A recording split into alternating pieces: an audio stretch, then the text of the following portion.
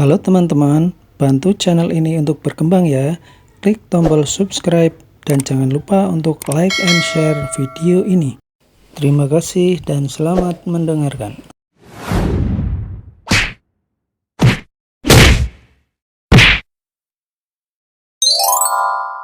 Bab 171, aku juga klien.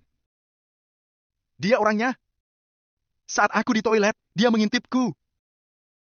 Wanita itu tersenyum puas. Kemudian dia menunjuk ke arah Valentino dengan wajah penuh kesedihan. Valentino pun sedikit bingung. Bagaimana bisa seseorang begitu tidak tahu malu? Dalam hal tubuh Angel 10 kali lipat lebih bagus darinya. Dalam hal penampilan, wanita ini sama sekali tidak sebanding dengan Angel. Apakah Valentino masih akan mengintipnya jika dia sudah memiliki Angel? Kamu. Dari awal aku sudah menebak jika kamu bukan orang baik-baik. Sudah tidak ada uang, masih begitu mesum. Orang miskin. Pemuda itu tercengang, kemudian berteriak. Valentino sedikit menggeleng kepalanya. Dia pun tidak bermaksud untuk menjelaskan. Tidak ada gunanya berbicara dengan orang seperti ini. Melihat Valentino yang diam saja, pemuda itu mengira Valentino takut padanya, dia pun menjadi semakin semena-mena. Bagaimana departemen pemasaran kalian bekerja? Kenapa siapapun dapat masuk ke sini? Orang ini terlihat jelas adalah pekerja buruh. Kalian membiarkan dia masuk begitu saja? Siapapun yang datang ke sini, mana yang bukan merupakan orang kelas atas dengan kekayaan di atas miliaran? Bukankah akan merendahkan martabat kami kalau kalian membiarkan orang seperti pengemis masuk? Amarah pemuda itu semakin meningkat saat berbicara. Walaupun dia tidak langsung memukul Valentino, tapi amarah di hatinya tidak berkurang sedikit pun. Karena Valentino sudah mengintip wanitanya, hal ini membuatnya seperti telah diselingkuhi. Tuan Raffi, Anda jangan marah. Hal ini adalah kesalahan kami. Kami pasti akan memberi pertanggungjawaban kepada Anda. Seorang sales buru-buru maju dan menghibur pemuda itu dengan lembut. Memang tidak masuk akal. Kalian membiarkan orang seperti ini masuk, itu akan merendahkan martabat kami. Dengus pemuda itu. Ya, benar. Pekerja buruh pun bisa masuk sembarangan. Kalau begitu, kenapa kami tidak langsung ke lokasi konstruksi melihat rumah saja? Wanita centil itu juga berkata dengan nada menghina. Cepat usir dia. Kalau tidak, aku tidak akan membeli rumah ini. Teriak pemuda itu lagi. Silas di sebelahnya pun langsung panik. Hal seperti ini mana boleh terjadi? Tidak boleh membiarkan hal yang sudah pasti melayang begitu saja. Kalau melayang, berapa banyak komisinya yang akan hilang? Jadi, Silas ini pun segera membuat keputusan di hatinya. Silakan kamu keluar. Silas cantik menoleh dan berkata pada Valentino dengan nada datar. Pemuda itu dan wanita centil di sebelahnya langsung menatap Valentino dengan sikap angkuh. Saat ini, dalam hati mereka penuh dengan rasa bangga. Mereka dapat diperlakukan sebagai VIP di sini, tetapi Valentino akan diusir keluar. Bagaimana mungkin mereka tidak memiliki rasa keunggulan? Memikirkan pemandangan akan Valentino diusir dari departemen pemasaran seperti seekor anjing, mereka pun merasa sangat puas. Akan tetapi, mereka tidak menyangka Valentino sama sekali tidak bermaksud untuk pergi. Valentino bertanya, "Mengapa aku harus keluar?" "Kamu?" Silas itu pun tercengang, kemudian berkata, "Kamu memengaruhi perasaan klien kami, jadi aku sekarang memintamu untuk pergi. Kalau kamu bersikeras tidak mau pergi, aku akan panggilkan pengaman untuk datang." Wanita centil itu pun mencibir. "Mereka sudah mengusirmu, namun kamu masih terus di sini? Apa karena ingin melihatku? Apa kamu tidak pernah melihat wanita cantik? Sungguh menjijikan." Pemuda itu juga mencibir. "Mungkin saja dia ingin merasakan AC di sini sebentar, sambil melihat dunia orang kaya." Beberapa klien di sekitar pun melihat ke arah mereka. Saat melihat Valentino berpenampilan seperti pekerja buruh dan terdapat tanah di badannya, mereka pun memandang rendah dirinya. "Aku juga klien, mengapa aku tidak boleh di sini?" Valentino melirik pemuda itu sekilas. Sebenarnya, Valentino tidak ingin menghiraukannya, tapi dia tidak tahan melihat sikap mereka yang sombong dan angkuh. Valentino baru saja balik dari lokasi konstruksi, dia pun teringat dengan pekerja-pekerja yang sederhana itu. Mereka juga ingin berpakaian rapi dan bersih, tapi karena mereka pekerja, mereka tidak memungkinkan untuk bersikap seperti itu. Valentino baru saja selesai menuntaskan keadilan pekerja di sana. Namun, di sini ada dua orang yang memandang rendah pekerja. Hal ini membuat Valentino sangat merasa tidak nyaman. Kamu adalah pelanggan. Hahaha, sungguh lucu. Apa kamu memiliki kesalahpahaman terhadap arti pelanggan? Apa kamu mengira dengan masuk ke sini, kamu sudah merupakan pelanggan? Pelanggan itu harus mengeluarkan uang, harus membeli rumah. Apa kamu mengerti? Wanita centil itu tertawa terbahak-bahak, tatapan matanya penuh dengan penghinaan.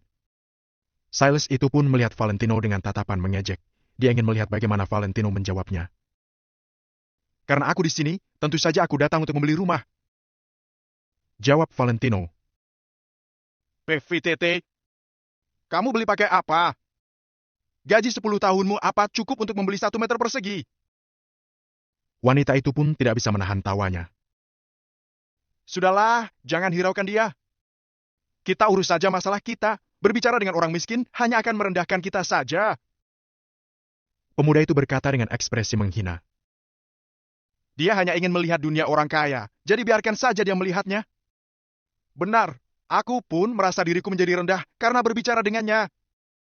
Astaga! Aku merasa sebotol kutaku pun lebih mahal dari pakaiannya sekarang. Wanita centil itu menoleh dan menatap hina.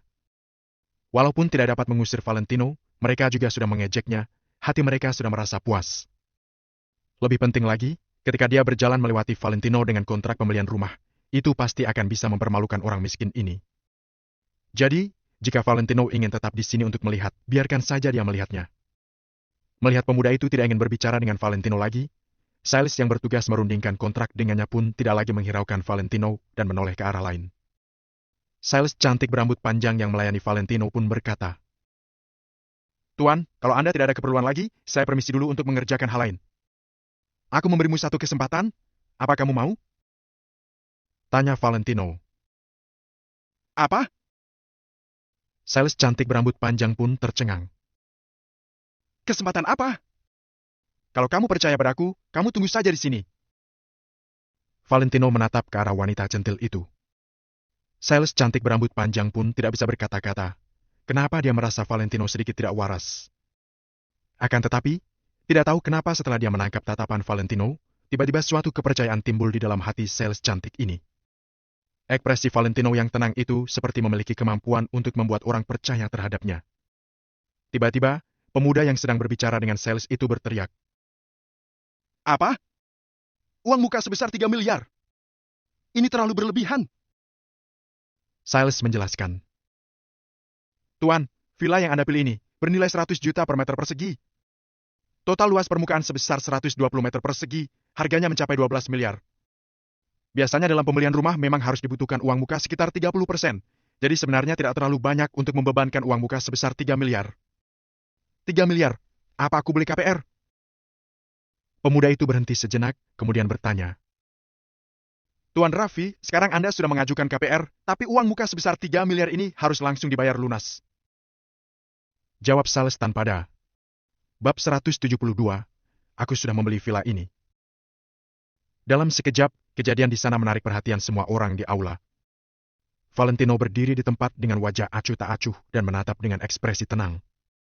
Setelah melihat ekspresi malu pemuda itu, beberapa klien yang datang untuk melihat rumah menunjukkan raut wajah yang penuh arti.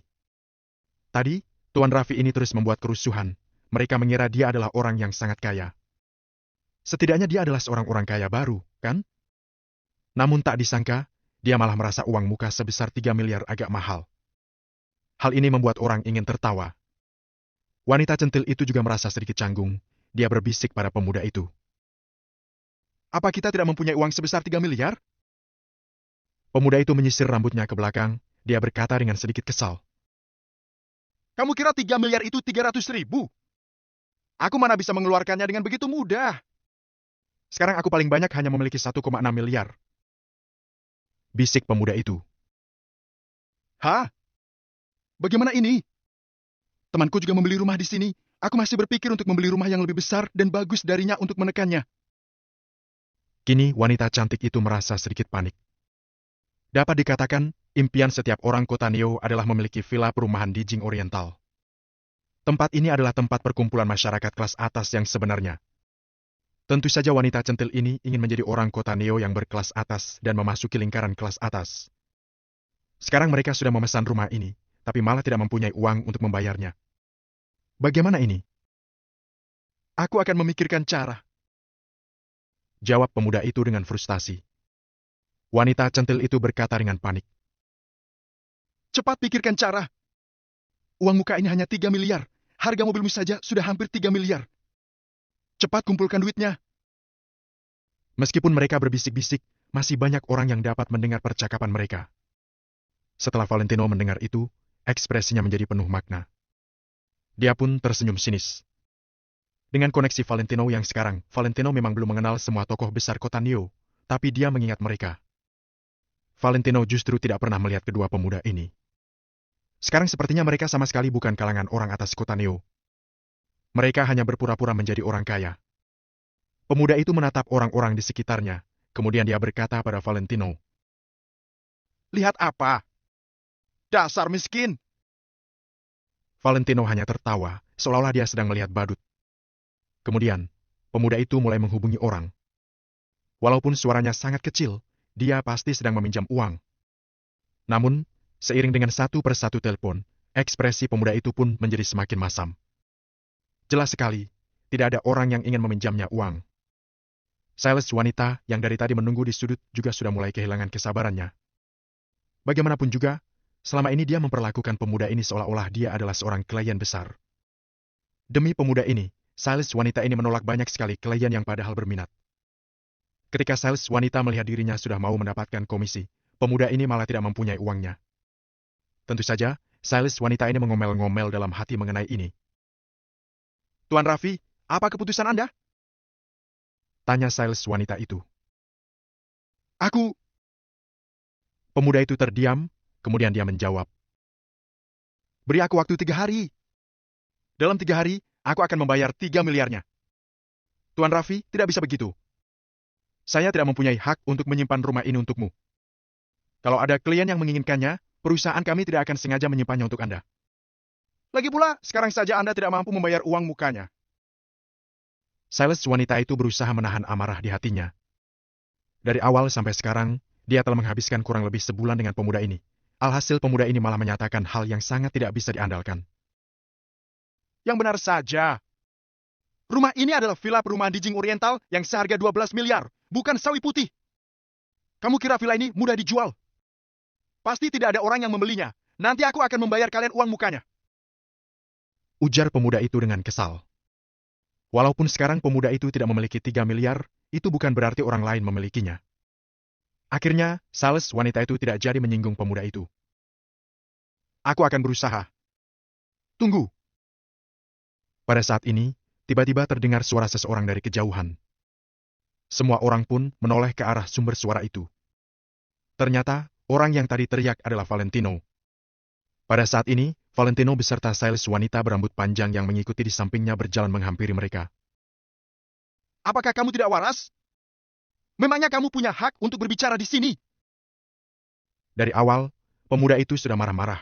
Setelah dia melihat Valentino, wajahnya menjadi semakin masam. Sedangkan Valentino sama sekali tidak melirik ke pemuda itu. Dia hanya menatap sales wanita itu sambil berkata, kamu tidak boleh menyimpan rumah ini untuknya. Sales wanita melirik Valentino sekilas. Kemudian dia menjawab dengan datar. Tuan, hal ini adalah urusan perusahaan kami dengan Tuan Raffi, tidak ada hubungannya denganmu. Jadi, kata-katamu tidak berpengaruh terhadap hal ini. Walaupun pemuda ini membuat si sales wanita kesal, kalau dia diminta untuk memilih Valentino atau Tuan Raffi, dia pasti lebih memilih untuk melayani Tuan Raffi. Hahaha, dasar bodoh. Kamu kira kamu itu bos? Kamu kira semua orang akan mendengarkanmu? Wanita centil itu tertawa sinis.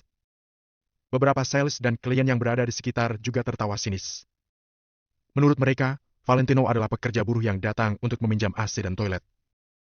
Departemen pemasaran perumahan di Jing Oriental sudah termasuk baik hati karena mereka tidak mengusirnya. Tak disangka, kini dia malah mau semena-mena mengatur orang.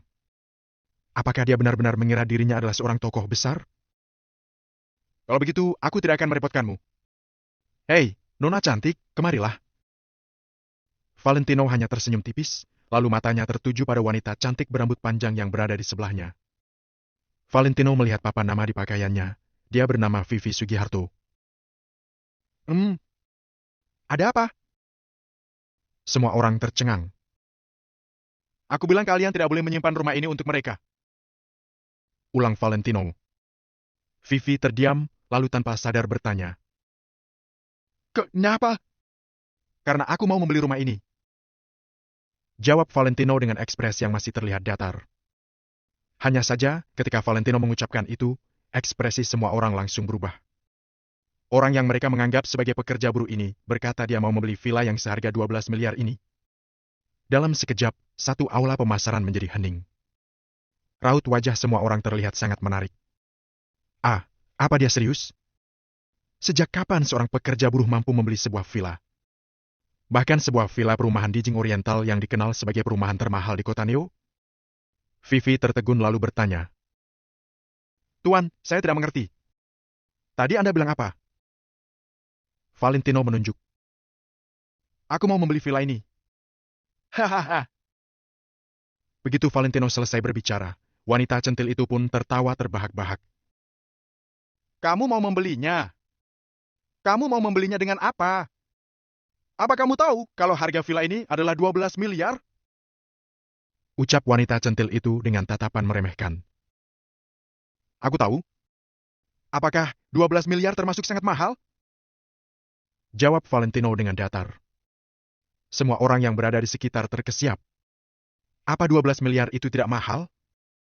Kenapa Valentino berkata seolah-olah harganya hanya 120 juta? Bukan, seolah-olah hanya 1,2 juta.